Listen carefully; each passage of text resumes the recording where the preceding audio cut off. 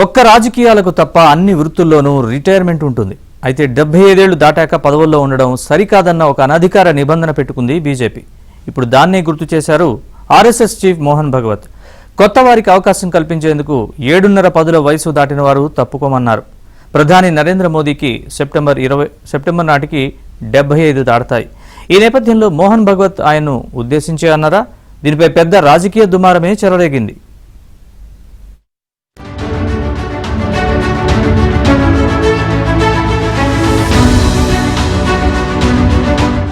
RSS బీజేపీకి మాతృ సంస్థగా చెప్పుకుంటారు. ఈ సంస్థకి రాజకీయ రూపమే బీజేపీ.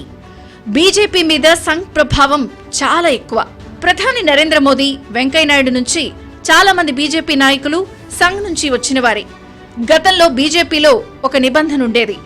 75 ఏళ్లు నిండిన నాయకులు క్రియాశీల రాజకీయాల నుంచి వైదొలగాలని. నరేంద్ర మోదీ ప్రధాని అయ్యాక బీజేపీలోని ప్రముఖ నాయకులైన ఎల్కే అడ్వాణీ, మురళీ మనోహర్ జోషి, జస్వంత్ సింగ్ ను ఈ 75 ఏళ్ల రూల్ను ఉపయోగించి సలహాదారుల పాత్రకే పరిమితం చేశారు. బీజేపీ ఎదుగుదలలో కీలక పాత్ర పోషించిన అద్వానీనే పక్కన పెట్టేశారు. ప్రధాని కాలేకపోయారు. అప్పట్లో గుజరాత్ సీఎంగా మోదీని నియమించడంలోనూ కీలక పాత్ర పోషించారు అద్వానీ. అయినా ఆయన పట్ల అమిత్ షా, మోదీ ఏ మాత్రం జాలి చూపలేదు.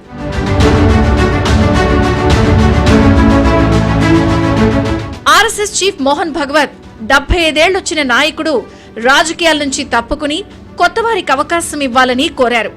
ప్రత్యేకంగా మోదీని ఉద్దేశించి అనకపోయినా ఈ వ్యాఖ్యలు మోదీకి వర్తిస్తాయని, సెప్టెంబర్లో ఆయనకు 75 దాటుతాయి కాబట్టి రాజీనామా చేయాలంటున్నారు కొందరు. ఈ నిబంధనతోనే తనకు అడ్డుగా ఉన్న సీనియర్లను మోదీ పంపించేశారు.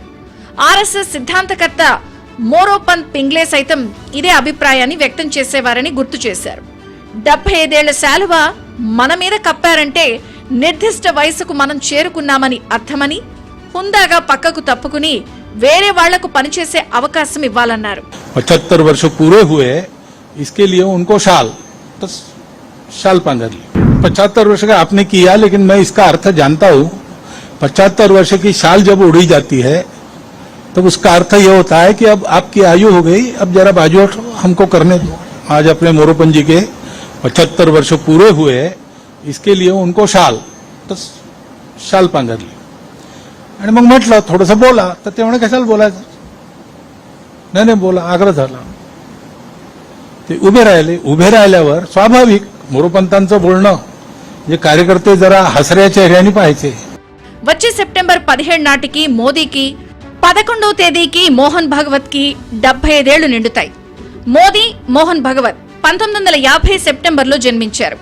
ఇద్దరూ పదవుల నుంచి తప్పుకోవాలని కాంగ్రెస్ సీనియర్ నేత జయరాం రమేష్ వ్యంగ్యాస్త్రాలు సంధించారు.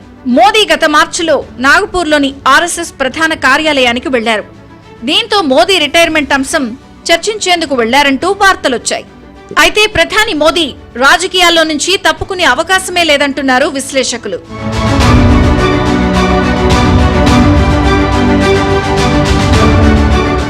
గతంలో గుజరాత్ మాజీ సీఎం పదవికి ఆనందీబెన్ రాజీనామా చేయడానికి కారణం ఆమెకు 75 ఏళ్లు దాటడమే. మరి బీజేపీలో ఉన్న ఈ వయసు సంప్రదాయాన్ని ప్రధాని మోదీ పాటిస్తారు. ఇప్పటికిప్పుడు రాజీనామా చేయకపోయినా వచ్చే 2029 ఎన్నికల్లో అయినా పోటీ చేయకుండా ఉంటారా? తన వరకు మినహాయించుకుని మిగతా వారి విషయంలోనే అమలు చేస్తారో తెలియాలంటే మరికొంతకాలం ఆగాల్సిందే. అయితే మోదీ 75 ఏళ్లు దాటినా ప్రధానిగానే ఉంటారని గతంలో అమిత్ షా చెప్పారు. 75 ఏళ్ల వయసు దాటిన వారు రాజకీయాల నుంచి రిటైర్ కావాలని రాజ్యాంగంలో ఎక్కడా లేదన్నారు అమిత్ షా. వాజ్పేయి 79 ఏళ్ల వరకు ప్రధానిగా పనిచేశారు.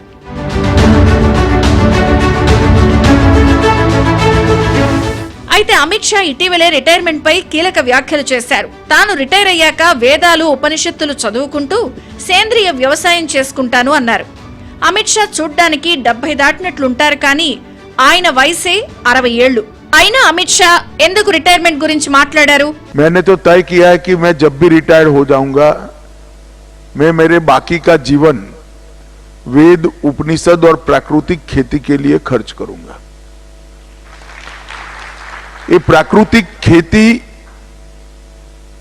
ये इस प्रकार का एक वैज्ञानिक प्रयोग है जो कई प्रकार के फायदे देता है।